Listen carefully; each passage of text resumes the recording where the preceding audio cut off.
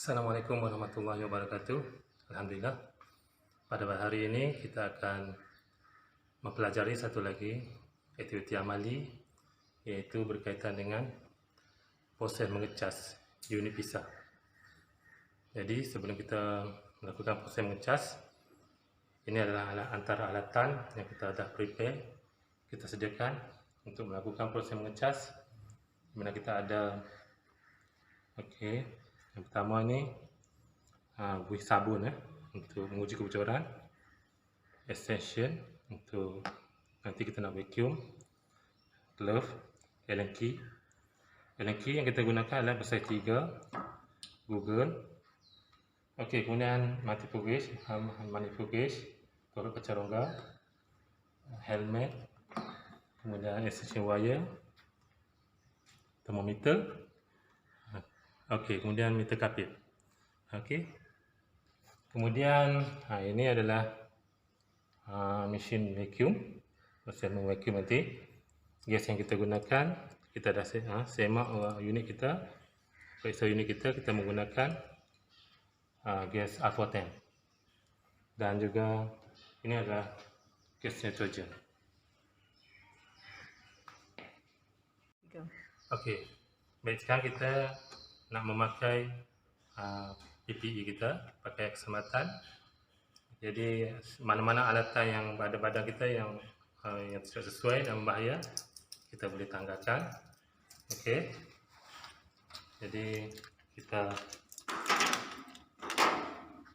kita bebas dengan bahan-bahan logam. Jadi kita mula pakai helmet.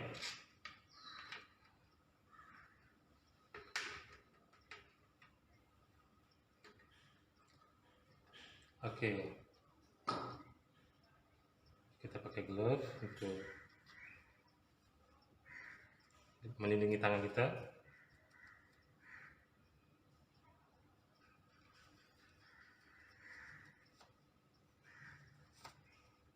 Okey, jadi Google sebenarnya memadai, saya sudah makainya.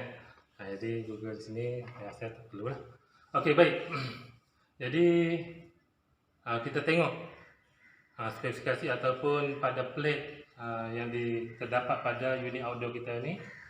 Okey, kita tengok spesifikasi dia. Apa yang tercantik di sana. Okey, kalau kita tengok di sini, ini adalah yang dikeluarkan oleh model yang dikeluarkan oleh Epson. Okey, di mana kalau kita tengok ni di sini ada tercantikkan bahawa unit ini adalah unit 1 HP lah. Okey, nombor siri dia Epson, nombor siri dari Epson. Okey, kemudian kita tengok frekuensi ataupun voltan dia. Frekuensi dia 50 Hz. Voltan dia 220 hingga 240. Sesuai untuk kita di Malaysia ni. Okey, baik. Kemudian arus dia adalah lingkungan 3.67. Okey. Kemudian inilah cooling dia lebih kurang. Okey, kemudian gas yang digunakan ialah gas R410A.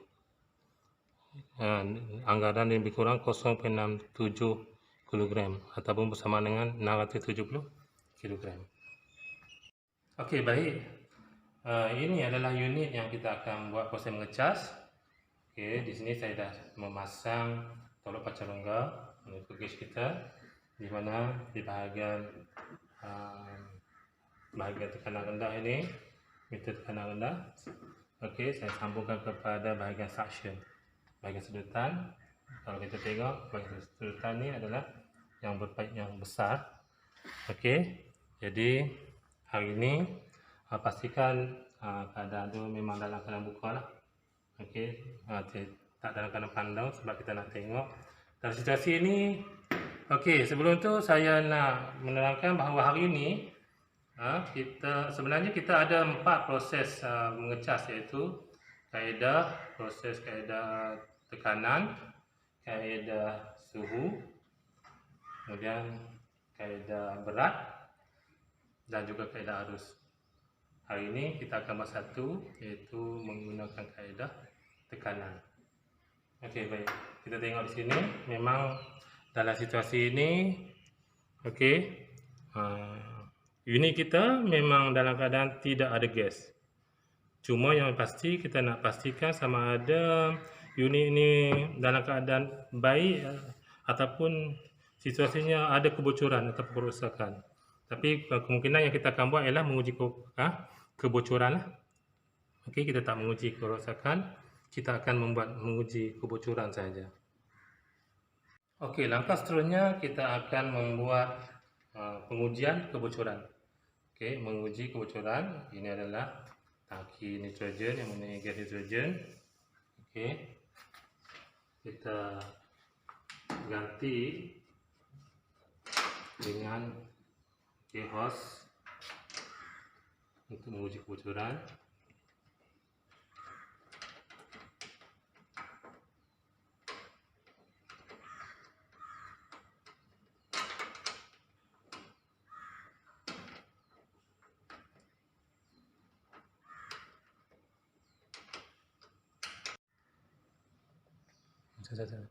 Kemudian selepas melakukan pasangan hose, kita akan mengalirkan gas nitrogen ke dalam unit. Okey, di sini ada dua valve, ada dua injap, di mana yang pertama untuk mengalirkan gas keluar daripada tangki. Okey, gasnya akan hanya sampai di sini, akan dia tahan oleh valve yang kedua. Jadi untuk mengalirkan masuk ke dalam unit, kita memerlukan membuka valve yang kedua.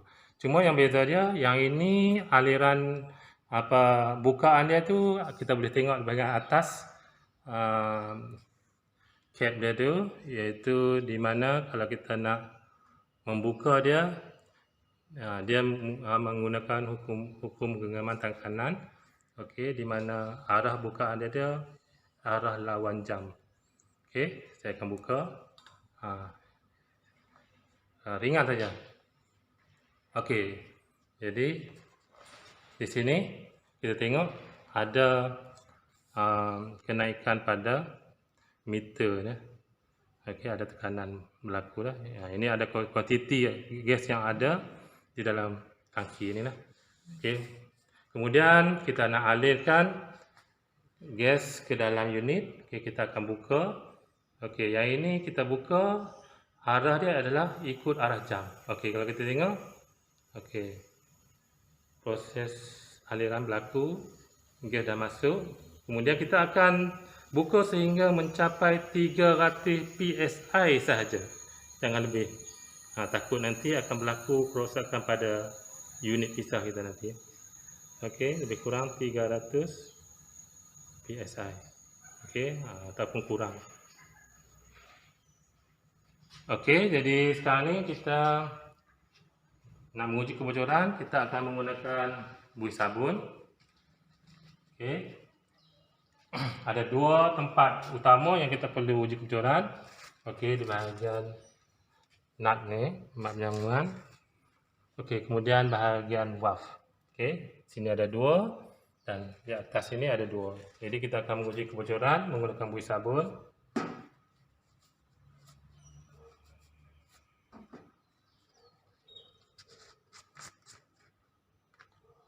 Kaedah buih sabun ni adalah kaedah yang simple lah. Okey, mudah kita perolehi. Jika ada kebocoran, kita akan nampak, okey, kita akan nampak gelembung-gelembung gas itu, okey, menghasilkan gelembung gas lah.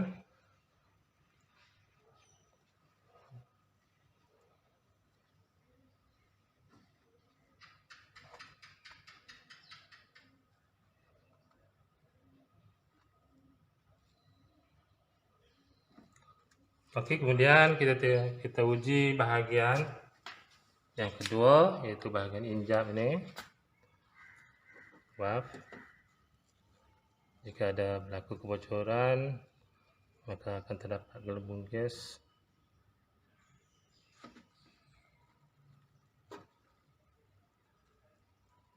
Pada bahagian tersebut.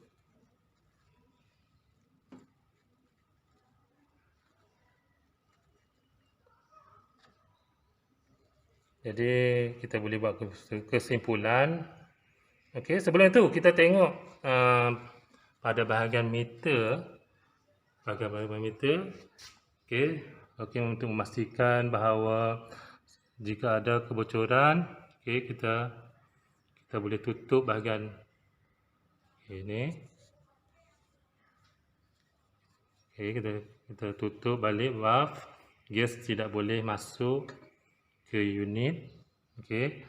Jika ada kebocoran juga, okey, di mana-mana bahagian unit, kita dapati bahawa jarum akan semakin menurun. Maknanya tekanan di dalam unit kita semakin berkurang sebab gas telah terbebas keluar. Jadi di sini juga kita dapat memastikan bahawa unit kita ini sempurnalah, tidak ada kebocoran berlaku. Okey. Okey, baik, hos ini selepas kita buat menguji kebocoran, hos ini kita akan tanggalkan. Okey, proses menanggalkan dia juga ada prosedur di mana kalau kita tengok ini jarum masih lagi menunjukkan okey kedua bacaan. Jadi kita nak menyimpan ataupun meletak di tepi gas nitrogen ini. Jadi bahagian injap ini yang pertama ni kita tutup dulu. Okey. Jadi dan kemudian kita tutup injap di bahagian masukan dari tangki ni. Okey. Okey, kalau kita tengok walaupun kita tutup, bacaan masih ada, tekanan masih ada. Okey, jadi sekarang kita akan release bahagian okey. Bila kita release. Okey.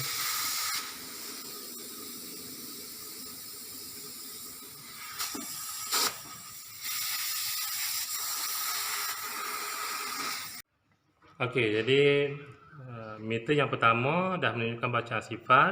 Jadi tidak ada lagi tekanan ataupun gas yang dihubungkan di sini. Okey, cuma di bahagian yang kedua ini masih ada baki di mana gas masih lagi terdapat di antara dua injap ini.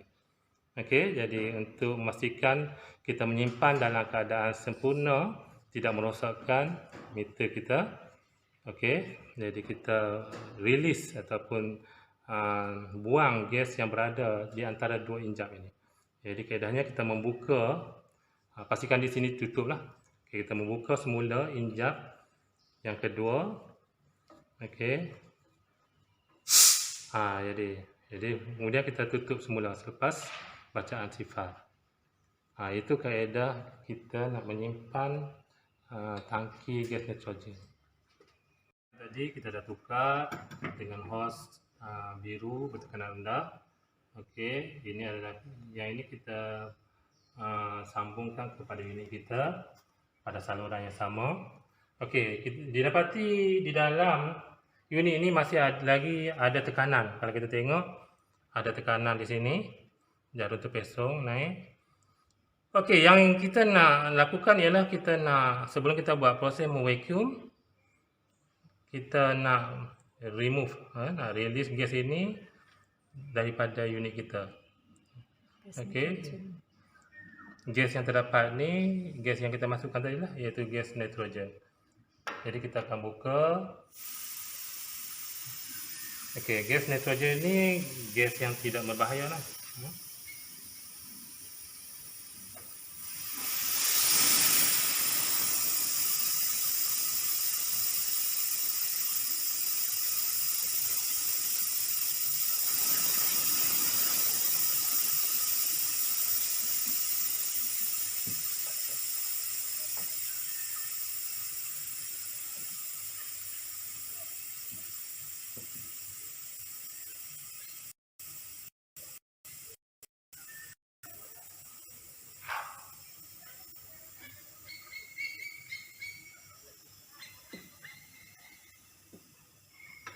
Walaupun bacaan dia didapati kosong, okey, tetapi sisa-sisa gas tadi masih lagi terdapat di dalam unit kita tadi.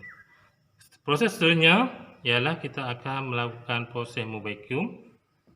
Okey, fungsi memvacuum adalah untuk membuang lempapan-lempapan yang terdapat dalam saluran, dalam sistem kita, unit kita ini. Okey, kita membuang benda asing, gas-gas yang terperangkap, lempapan-lempapan, supaya sistem kita ini bersih daripada benda asing yang terdapat dalam unit. Okey, sekarang kita nak melakukan proses penyambungan. Okey, kita menggunakan hose service yang berwarna kuning ini. Ini adalah extension kita gunakan untuk proses pemasangan kita. Mesti guna ni lah, sebab dia punya treat dia tu tak sama dengan hose kita ni. Okey, jadi kita sambungkan kepada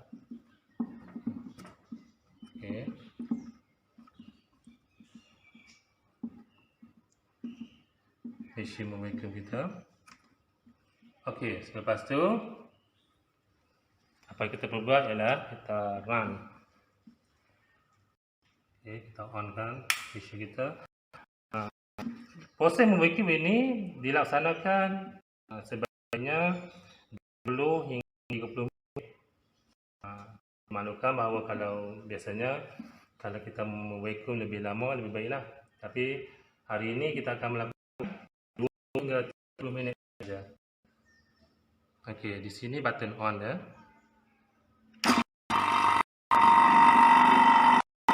Okey, kita boleh tengok, perhatikan di sini ya.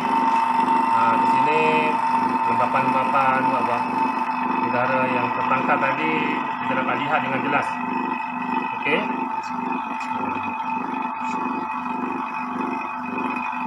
Okey, kemudian di sini juga kita tengok berlaku penurunan pada tolok pancaroba kita.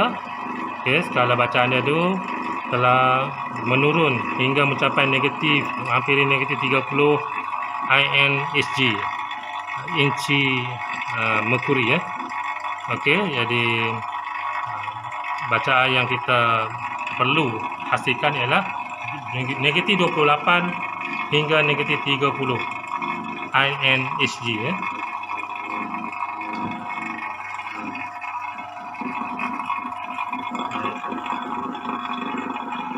Kemudian kita tengok kadar keluaran lempapan tadi pun kita tengok semakin berkurang. Bunyi mesin kita pun semakin baik ya. Maknanya kalau kita tengok, perhatikan di sini perbezaan bunyi ini disebabkan yang pertama sekali yang pastinya unit kita ini tidak berlaku kebocoran. Ada perbezaan bunyi. Kalau mesin proses memvacuum kita dah sempurna, dah mencapai 20 minit. Jadi kita akan offkan sistem kita. Okey, sebelum off sistem, saya akan tutup injap kemasukan. Okey, saya akan tutup injap kemasukan pada tolok bahagian tekanan rendah. Okey. Okey, jadi kemudian saya offkan unit mesin memvacuum kita.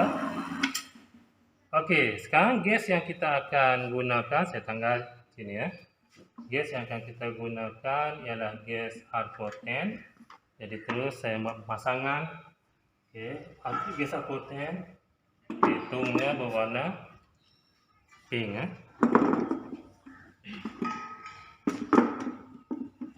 Okey, gas R410 tercatat itu. Okey. Ini injap bahagian masuk keluar ya, inlet dan outlet. Okey, biasalah. Okey, injap yang kita guna ini masih lagi menggunakan hukum genggaman tangan kanan. Okey, kalau kita nak tanggalkan atau nak buka, ya kita pastikan bukaan kita tu arah apa? Arah lawan jam. Okey, arah lawan jam. Jadi kita akan buat penyambungan pada hose masukan.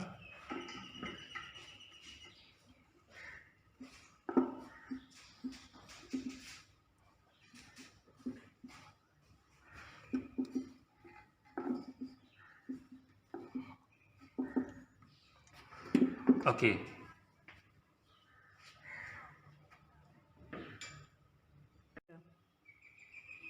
Sekarang kita nak melakukan proses mengecas. Okey. Di mana saluran tadi dah bersambung dengan tangki R4 tank kita. Proses mengecas R4 tank ini ialah kita mengecas atau memasukkan gas ke dalam unit kita dalam bentuk cecair. Untuk mendapatkan gas kemasukan dalam bentuk cecair, kita perlu menunggang ataupun menonggengkan ataupun menterbalikkan tangki gas kita tu ke bawah. Okey. Menterbalikkan tangki gas kita ke bawah. Okey.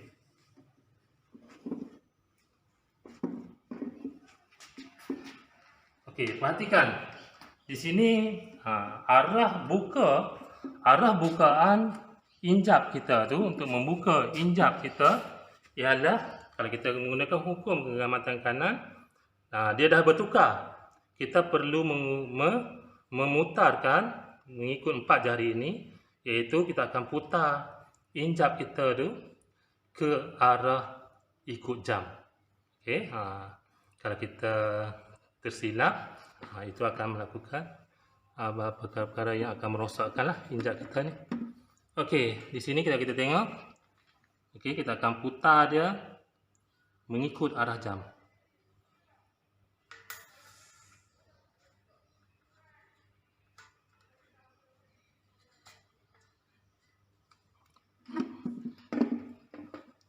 Okey, seterusnya di sini gas tadi dah sampai di injap bahagian tolok pancarongga. Okey. Inilah injap yang akan memastikan gas tersebut masuk ke dalam unit kita. Okey, untuk mengecas kita perlu membuka. Jadi membukanya kita masih lagi menggunakan hukum tangan kanan. Arah putaran dia 4 jari ini ke arah sinilah. Okey, pastikan kita tak melakukan kesilapan. Okey, jadi kita akan buka sehingga jarum tolok itu dalam keadaan stabil.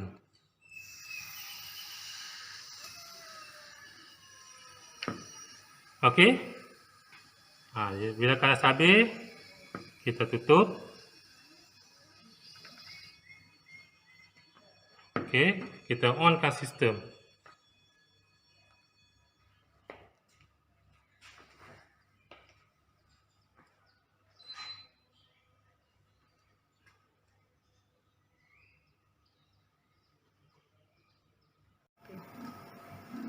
Okey, apabila kita onkan sistem, gas tadi telah mengalir ke seluruh sistem. Okey, jadi kita dapati proses running unit kita tadi menyebabkan jarum tadi turun ataupun drop. Okey, ini menunjukkan bahawa gas kita masih lagi tidak mencukupi. Okey, gas kita tadi masih lagi tidak mencukupi. Jadi kita perlu menambah bacaan supaya gas yang kita perolehi bacaan dia tadi ialah di antara 130 hingga 150 PSI. Okey, yang warna merah tu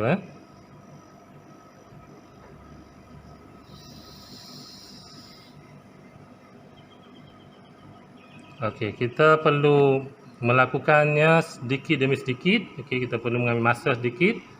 Okey, supaya gas tadi dapat menjadi gas yang sempurna lah. Okey.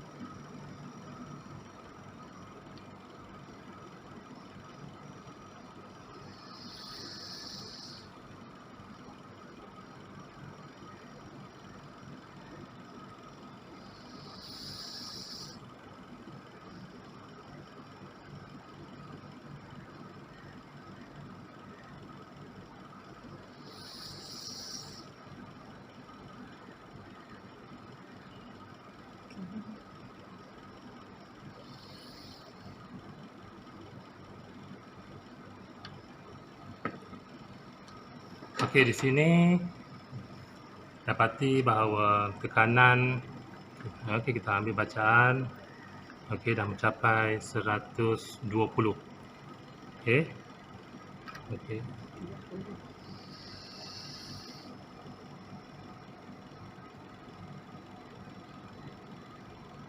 Lebih kurang 130. Okey, di antara 120 hingga 150. Jadi bacaan dia 100, okey, 130 lah. Okey, pastikan minimum 130. Dah mencapai 130. Okey, jadi kita hentikan kemasukan gas. Okey, kemudian di sini tadi saya lupa kenapa kita terbalikkan. Kenapa cecair yang kita perlu masukkan dalam unit kita.